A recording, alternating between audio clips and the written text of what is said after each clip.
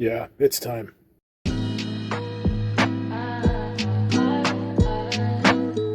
Hey folks, Tyler here with seawaywhiskywire. Well guys, I got a little bit of a whiskey milestone I want to share with you guys, and that is my first bottle of Springbank 10. Also my first Campbeltown, now that I think of it. But yeah, got a bottle of Springbank 10. I won a lottery for some allocated bottles and picked this up a couple weeks ago. It's been sitting kind of on the bar looking at me each time I come down here, and I've been trying to figure out the right time and the right place and the right reason to kind of open it. And you know what, today I said enough's enough. Whiskey's meant to be drank and meant to be enjoyed, so here we are on the bar, and I'm just gonna do a quick kind of not unboxing but unbottling or opening of the bottle here, and give you guys my first impressions on it. So Springbank 10 from Whiskey Enthusiast. This is it's not really the holy grail. It's a really good holy grail distillery in Springbank, hard to come by. This is the first bottle I've actually had the opportunity to purchase, and jumped on that when I had the opportunity to. But what makes Springbank so special, and what's the lore kind of behind it? Without getting kind of into the history and ruining some content for a future video, I just did a little bit of research and watched a couple of YouTube videos to kind of get myself mentally prepared for this. And I think Ralphie said it quite best. This is an Oshawa winner for best distillery from 2023, 2022, and 2021. And I think Ralphie said it when he was asked, if he could explain Springbank in one word, that word would be inefficient.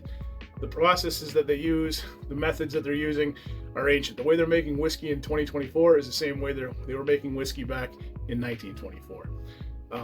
And I think that is what makes this such a nice thing here. They have lower yields, lower production bottles. They spend no money on marketing. And you know what? They're just a kind of honest to goodness, honest to God distillery. And I'm quite frankly, I'm very excited to get into this bottle. So I can't believe I've lasted this long. I mean, I got the Realms of Rye came in and I just cracked it open right away. I was super excited. This one I kind of was working through some other bottles and didn't want to just open it for the sake of opening it. But you know what? On a nice summer's day here in the Seaway, I couldn't think of any better reason to open it up and have it stop glaring at me. And I want to see if it lives up to the hype. Is this as good as people say it is? And just share my thoughts and opinions with you guys. So without further ado, I'm going to crack this bottle.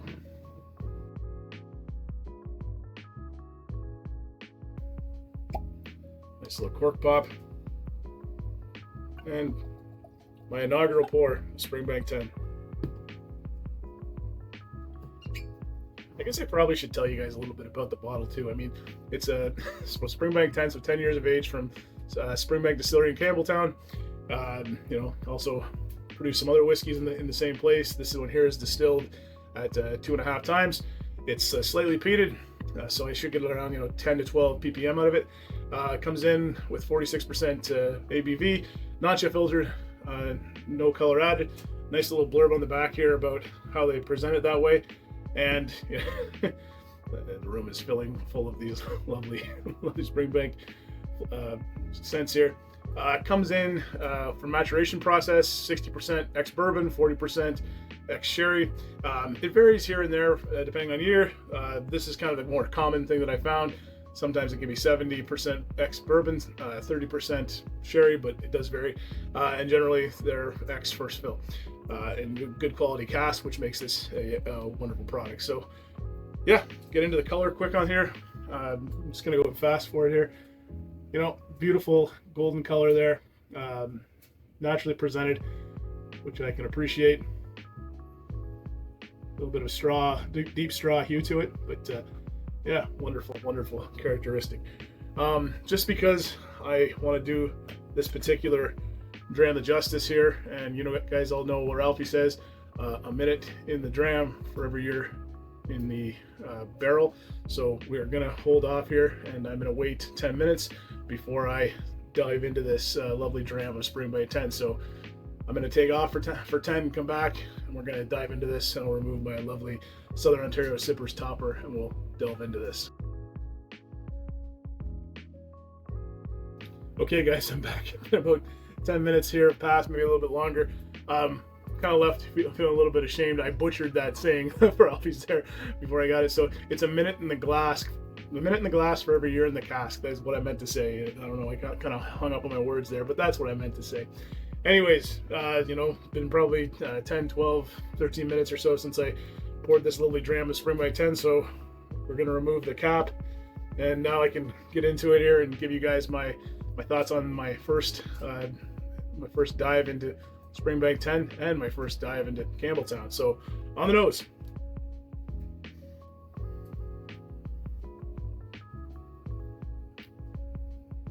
Oh, very good. So, first off on the nose, it's very, very vibrant, very lively on the nose.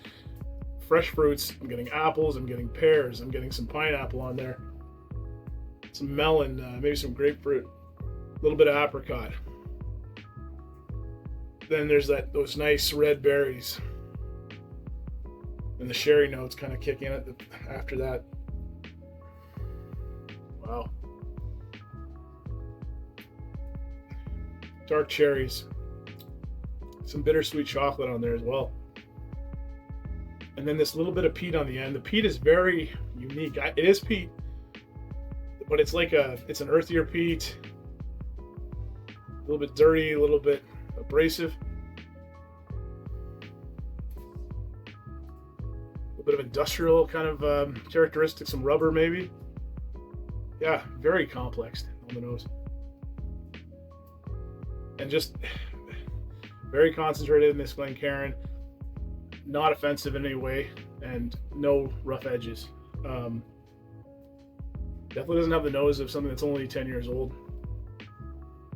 All right, wonderful nose. I'm looking forward and have been looking forward to this first dram of Springbank 10. So thank you guys for tuning in to bear witness to this, and looking forward to it. So Slanja, to your health, and to my first adventure into the world of Campbeltown and Springbank.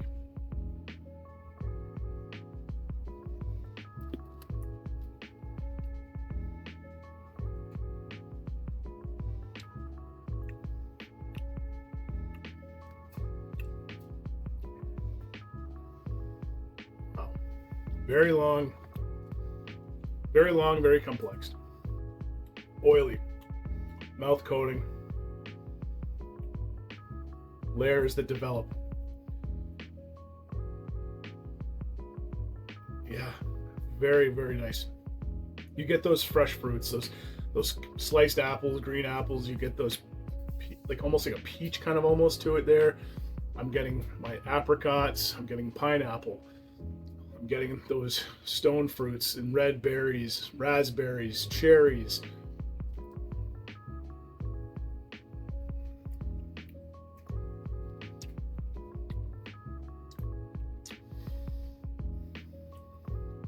Chocolate, bittersweet chocolate with some coffee, maybe some dark roasted coffee in there. Chocolate covered coffee beans, maybe. And then you get that earthy peat at the end there. Some oak at the end, a little bit of spiciness, nothing too crazy or offensive. Yeah, oak at the end, then the peat, and the peat is just. It's present, not overbearing, and just very much balances the dram out. It drinks like it's got a little more peat to it. I mean, I know it's only 10 or 12 ppm based on what I've read, but it does have like this very nice characteristic to it. And again, I don't like to use the word industrial because it makes it sound like it's oil or like gasoline or whatever, but no, it's this kind of industrial. It's a little bit of rubber. It's a little bit of burning hay, where you burned like where you've thrown some hay or some dead grass on a campfire, and that smoke's kind of coming up in there. And I'm getting a little bit of lemon on there too, actually.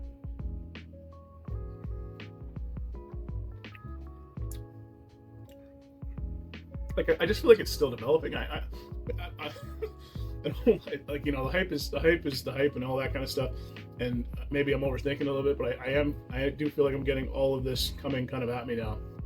Fresh fruits and berries, a little bit at the end there, citrus, lemons, oranges, candied oranges, into that chocolate, coffee, kind of bitter note there.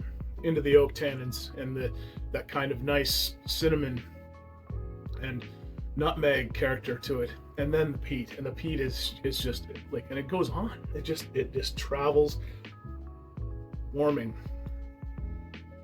and it finishes very long. You know, I mean, I'm jumping kind of all over the place here, but you know, it's very complex, and does not drink like a 10-year-old. This is dare I say, very excellent. It's excellent. Yeah. Wow. I am. I'm so stoked to have this bottle. I am so excited that I've got it in the bar here, and it's in the Seaway, and I'm so excited that it lived up to all the hype and all the praise that I've heard. You know, sometimes, you know, you get this fear of missing out piece, or you get this, you know, I have to do something because, you know, I'm in the YouTube bit here, or, you know, I have to like this because, you know, who doesn't like this? This is real, really good, and it you know, excites me that if I get the opportunity to purchase another one of these bottles, or something else in their line, or Long Row, or Hazelburn, or whatever, I'm going to pick it up. This is just wonderful. Integrity product, made by a wonderful distillery that, you know, it's got history that goes far back. They're still doing it the same way today, and yeah, it's wonderful. I'm very, very, very pleased with it and excited.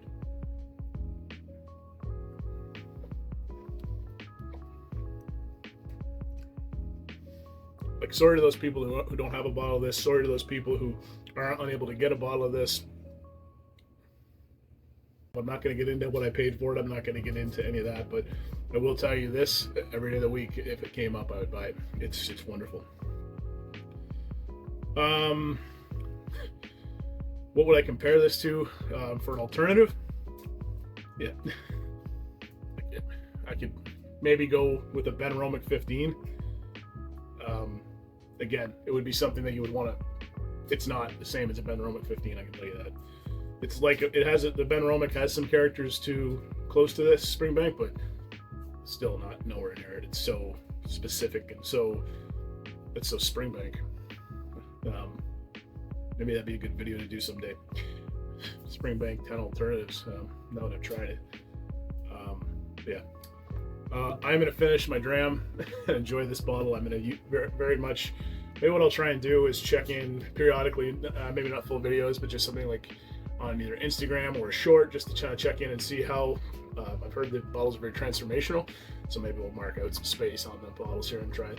I can tell you I'm going to take my time with it and get to know this bottle and really respect it. So yeah, very, very happy that I got it. So thanks for tuning in here, guys. Thanks for joining me on this whiskey milestone of mine and my first adventure into Springbank 10 and the Campbeltown region. So thank you very much. If you like what we're doing here at seawaywhiskywire, like and subscribe down below, and don't forget to check me out on Instagram at seawaywhiskywire. And you know, I'm super stoked and excited to try other stuff in Springbank now. If you guys have any recommendations on where I can go next, or you know, Hazelburn, Long Row, if it's, you know, Springbank 15, whatever the case may be, gas strength, yeah, you know, put that down in the comments below and let me know and help me out on this journey through Campbeltown. But I'm excited to finally kick it off. So yeah, I'll leave you with that, and I'll go enjoy my lovely dram of Springbank 10. So Slanja, take care, all the best, and I'll see you around. Bye for now, guys.